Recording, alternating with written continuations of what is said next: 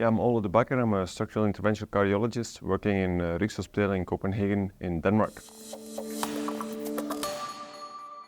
Yeah, so if we look to the background of this study, well, I would say there are the current randomized controlled trials comparing TAVR with SAVR or surgery in low-risk patients. They have mainly included older patients, more than 75 or at least 70 years, and they all excluded bicuspid aortic valve patients.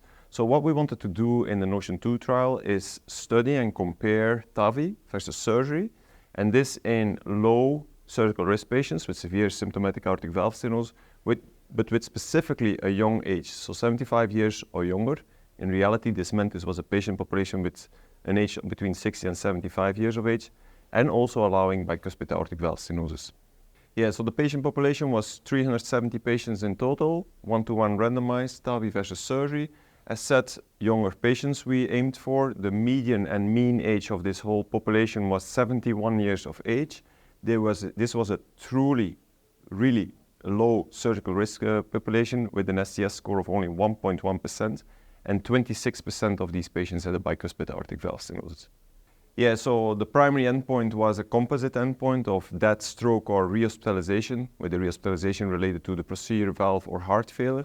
So if we look at this primary endpoint, really, then we saw a 1-year incidence rate of 10% in the TAVR arm versus 7% in the surgical arm, so an absolute risk difference of roughly 3%, which was below our pre-specified non-inferiority margin of 5%. However, due to the relatively small sample size of these 370 patients, the upper limit of this 95% confidence interval surpassed this non-inferiority margin. So we were kind of purely statistically seen non-conclusive on the non-inferiority study hypothesis.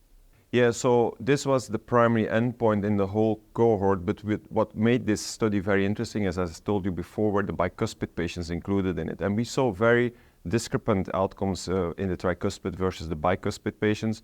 Tricuspid patients, 74% of our population group, we had kind of clinical equipoise for outcomes for TAVR and surgery. So I would say they're equally good, at least when we look at this 1-year outcome.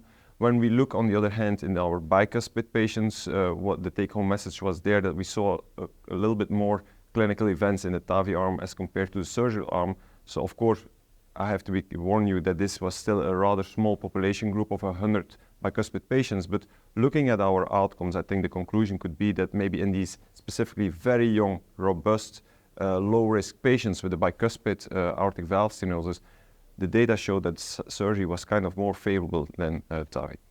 There are quite a lot of knowledge gaps still here, because this study overall was slightly underpowered. So I think for sure for the tricuspid patients, I think it confirms, in line with the other low-risk trials, that maybe it's time to indeed that we can move down with TAVR in these really truly younger patients. However, there's a lot of knowledge gaps in these bicuspid patients. So I think the time is there that we really have to conduct some comparative trials, TAVR versus surgery, and maybe even different TAVR platforms as well in these bicuspid patients. We have to get to know much better. We have a knowledge gap on which phenotype of aortic valve stenosis is eligible for TAVR, yes or no, which ones give high risk for moderate or greater PVL, or maybe stroke, because that was another signal we saw. There was slightly higher stroke, non-disabling stroke in the TAVR arm, so maybe there's some knowledge gaps there as well.